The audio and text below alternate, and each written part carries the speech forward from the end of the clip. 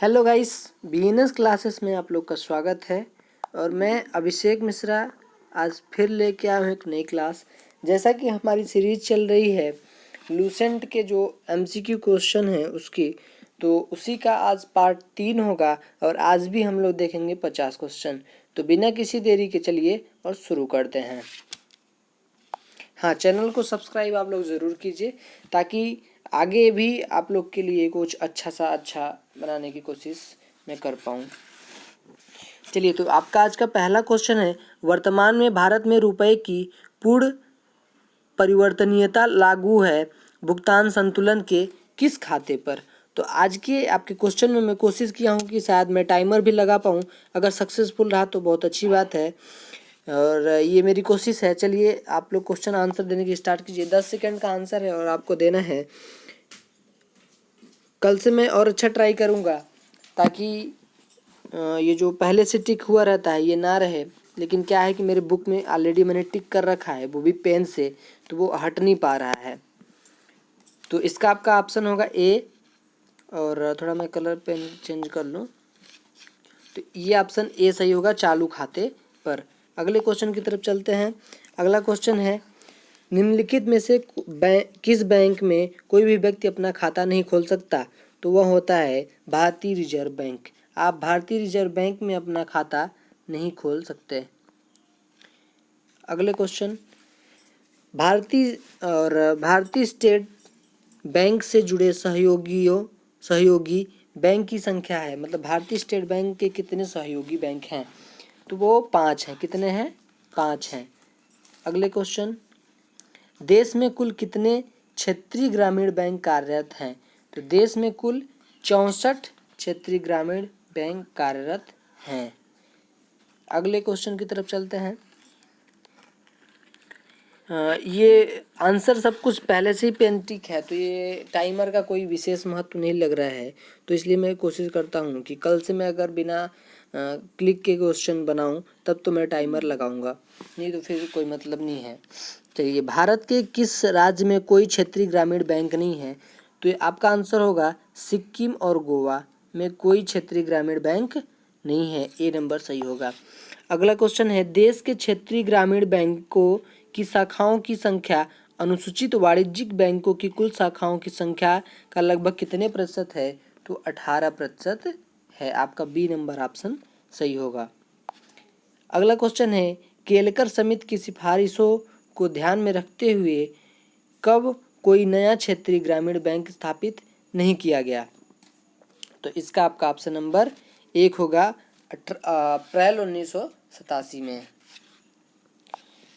अगला क्वेश्चन है, भारतीय औद्योगिक पुनर्निर्माण बैंक की स्थापना किस वर्ष की गई थी। तो ये 1885 में की गई थी। Option number B right answer होगा। अगला क्वेश्चन है आपका, भारत का सबसे बड़ा व्यावसायिक बैंक कौन सा है। तो आपका भारत का सबसे बड़ा व्यावसायिक बैंक की बात कर रहा है, ध्यान में ये रखने वाली बात है। तो भारत का सबसे बड़ा व्यावसायिक बैंक स्टेट बैंक है, SBI, state bank of India. अगला क्वेश्चन है, भारतीय स्टेट बैंक का मुख्यालय कहाँ है। तो ये आपका मुख्यालय मुंबई में है। कहाँ है? मुंबई में है। अगला क्वेश्चन है, with you all the day किस बैंक का विज्ञापन है। तो ये विज्ञापन है आपका भारतीय स्टेट बैंक का। ठीक है। अगला क्वेश्चन है, चमकता हुआ सितारा किस राष्ट्रीयकृत बैंक का प्रतीक है। तो बैंक ऑफ इंडिया इसका प्रतीक है, जिसको आप लोग लोगो के नाम से जानते हैं। तो ये किसका लोगो है? Bank of India. अगले क्वेश्चन की तरफ चलते हैं। तो पड़ोसी देश अफगानिस्तान में अपनी शाखा खोलने वाला भारत का प्रथम राष्ट्रीयकृत बैंक कौन सा है।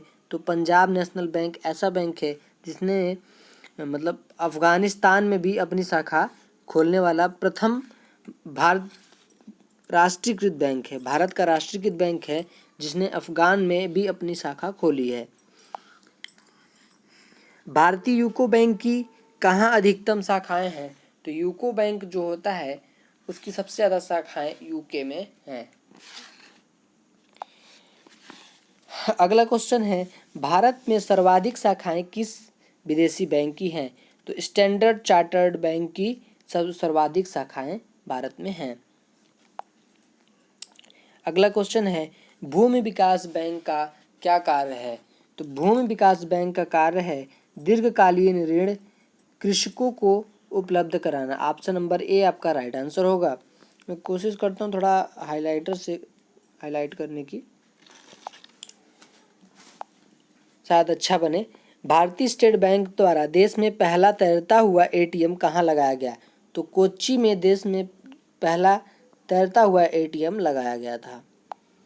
अगला क्वेश्चन है, भारतीय विकास के लिए ऋण प्रदान करने वाला नाबार्ड क्या है? नाबार्ड भी एक तरह का बैंक है, ध्यान में रखिएगा।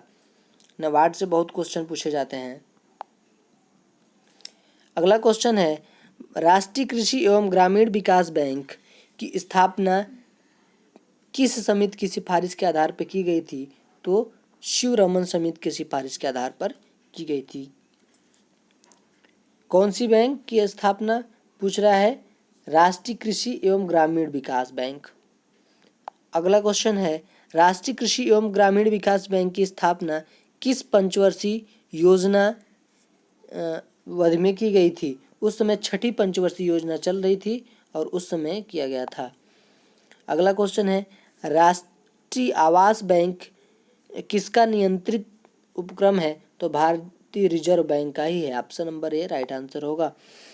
देखिए, हम कोशिश करते हैं क्वेश्चन को जल्दी जल्दी करने की, ताकि कम समय में ज़्यादा क्वेश्चन हो पाए और वीडियो लंबी ना होने पाए, क्योंकि ज़्यादा बड़ी वीडियो हो जाने से देखना भी बोरिंग टाइप का लगता है। इसलिए हम कम समय में ज़्यादा कुछ करने की कोशिश करते हैं। और ये आपकी प्रैक्टिस है, इसका मतलब ये नहीं कि आपको एक बार में रटना है, आपको वीडियो को बार बार देख करके प्रैक्टिस करना है, बाकी क्वेश्चन खुद ही आपको याद हो जाएंगे। तो ये क्वेश्चन है, भारतीय लघु उद्योग विकास बैंक का मुख्यालय कहाँ है? तो ये लखनऊ में। कौन सी? लघु उद्योग विकास बैंक। अगला क्वेश्चन है, वह भारतीय राज्य किसका वित्तीय लेन देन भारतीय रिजर्व बैंक के माध्यम से नहीं होता है? तो जम्मू एवं कश्मीर का। ठीक है, तो अब तो जम्मू एवं कश्मीर राज्य रहा नहीं है, तो इस क्वेश्चन को आप लोग डाउट में छोड़ दीजिएगा। अगले क्वेश्चन की तरफ चलते हैं। और भारतीय रिजर्व बैंक की मुद्रा नीति का उद्देश्य नहीं है, तो उसका उद्देश्य नहीं है भारतीय रिजर्व बैंक की मुद्रा नीति का उद्देश्य क्या नहीं है? तो आप तीनों आंसर पढ़ेंगे, उसके बाद आपको चौथा मिले सामाजिक न्याय और सुनिश्चित करना, तो यह उद्देश्य नहीं है। भारतीय रिजर्व बैंक से संबंधित निम्नलिखित कथनों का अध्ययन कर नीचे दिए गए कूट का सही उत्तर चुनिए। तो इसमें कौन कौन सा सही है ये आपको बताना है। तो आपका पहला, यह शीर्ष बैंक है, सही बात है।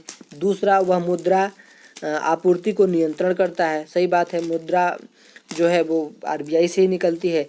तीसरा है, यह व्यापारिक घरानों को ऋण प्रदान करता है, यह गलत हो जाएगा, क्योंकि भारतीय रिजर्व बैंक किसी को भी ऋण प्रदान नहीं करता है। ठीक है, और चौथा, यह नाबार्ड के कार्यों का निरीक्षण करता है। तो रिजर्व बैंक जो है सभी बैंकों के कार्यों का निरीक्षण करता है। तो ऑप्शन नंबर डी आपका सही होगा, 1, 2 और चौथा सही है। भारतीय रिजर्व बैंक आरबीआई की लेखा वर्ष की अवधि कब होती है? तो जुलाई से जून होती है। ठीक है, यहाँ पे लोग मार्च पे जा सकते हैं, लेकिन ये सही नहीं होता है। आपका क्या होगा? जुलाई से जून होगा। अगला क्वेश्चन, भारतीय रिजर्व बैंक के नोट निर्गमन विभाग के पास हर समय कम से कम कितने मूल्य के स्वर्ण कोष रहना चाहिए? तो 115 करोड़ रहना चाहिए। अगला क्वेश्चन, इंपीरियल बैंक की स्थापना किस वर्ष की गई? तो 1935 में की गई थी। अगला क्वेश्चन है, 10 रुपये के नोट पर किसके हस्ताक्षर होते हैं? तो गवर्नर भारतीय रिजर्व बैंक के हस्ताक्षर होते हैं। ये क्वेश्चन थोड़ा कंफ्यूज करने के लिए बनाया गया है, क्योंकि आप सोचते हैं कि सभी बैंक पे तो गवर्नर के हस्ताक्षर होते हैं, तो फिर ऐसा क्यों पूछ रहा है? तो आपको बता दें कि जो 1 का नोट होता था उस पे वित्त मंत्रालय के सचिव का हस्ताक्षर होता था, यानी कि वित्त सचिव जो ऑप्शन 1 में है तो वो अब 1 की नोट आती नहीं है। तो 1 की नोट अगर आपके पास पुरानी होगी तो आप देखिएगा उस पर भारतीय रिजर्व बैंक के गवर्नर का सिग्नेचर नहीं है, बल्कि वित्त मंत्रालय के सचिव का सिग्नेचर है। तो इसलिए ये क्वेश्चन कंफ्यूज करने के लिए बनाया गया है, लेकिन आपको क्या करना है, ध्यान रखना है इस बात का। अगला क्वेश्चन है, मध्य प्रदेश में करेंसी प्रिंटिंग प्रेस कहाँ है? तो ये देवास में है। अगला क्वेश्चन, भारत में 20 रुपये एवं इससे उच्च मूल्य वर्ग के नोटों की छपाई किस प्रेस में होती है? तो करेंसी नोट प्रेस देवास में होती है, जो मध्य प्रदेश में है। अगला क्वेश्चन है, स्टेट बैंक ऑफ इंडिया पहले इसे किस नाम से जानते थे? तो इंपीरियल बैंक ऑफ इंडिया को ही स्टेट बैंक ऑफ इंडिया बना दिया गया है। अगला क्वेश्चन है, भारत में नोट जारी करने की कौन सी प्रणाली अपनाई जाती है? तो न्यूनतम आरक्षित प्रणाली अपनाई जाती है।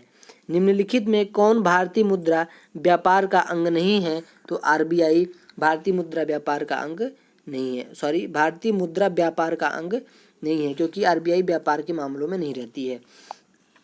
अगला क्वेश्चन है, सार्वजनिक क्षेत्र के वाणिज्यिक बैंकों की सर्वाधिक शाखाएं किस राज्य में है?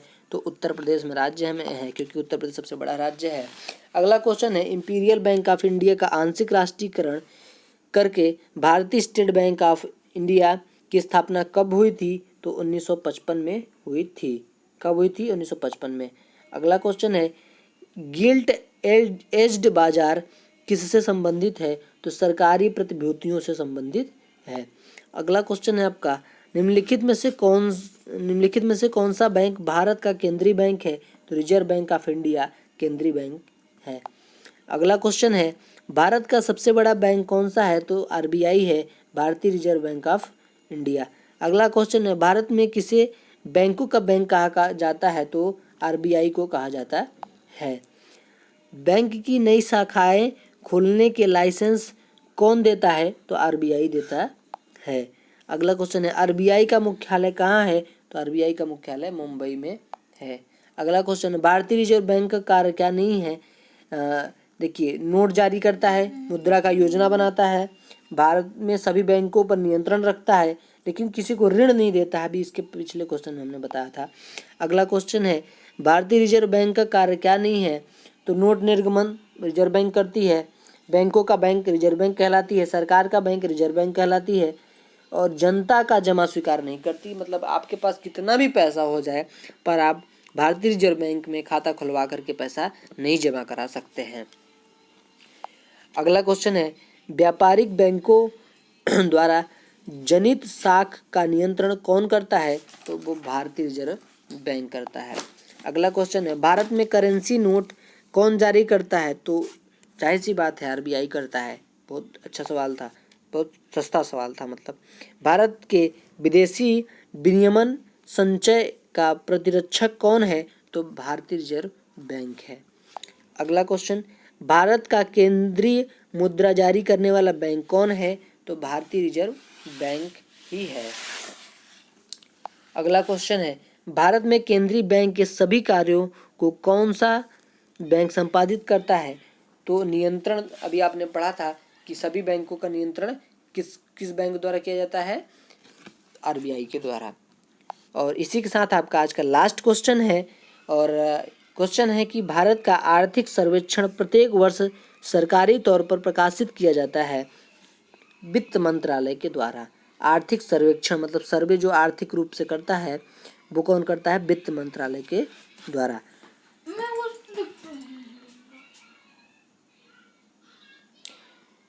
और इसी के साथ आज के लिए इतना ही। फिर कल मिलेंगे नई सीरीज के साथ, नए क्वेश्चन के साथ। तब तक आपको करना क्या है, वीडियो को ज़्यादा से ज़्यादा तक शेयर करना है, सब्सक्राइब कर लेना है अगर आपने नहीं किया है तो, और अगर आपने किया है तो अपने किसी ऐसे दोस्त, फ्रेंड, मित्र या फिर जो भी आपके पास एजुकेशनल ग्रुप हैं व्हाट्सएप पे, फेसबुक पे, वहाँ पे वीडियो को शेयर ज़रूर करना है ताकि और लोग भी देख पाएँ। और अगर आप पहली बार वीडियो को देख रहे हैं तो आप बिना सब्सक्राइब किए आपको नहीं जाना है, ताकि आने वाली वीडियो आपको आसानी से मिल पाए, आपको सर्च करके ना आना पड़े। तो आज के लिए बस इतना ही। धन्यवाद।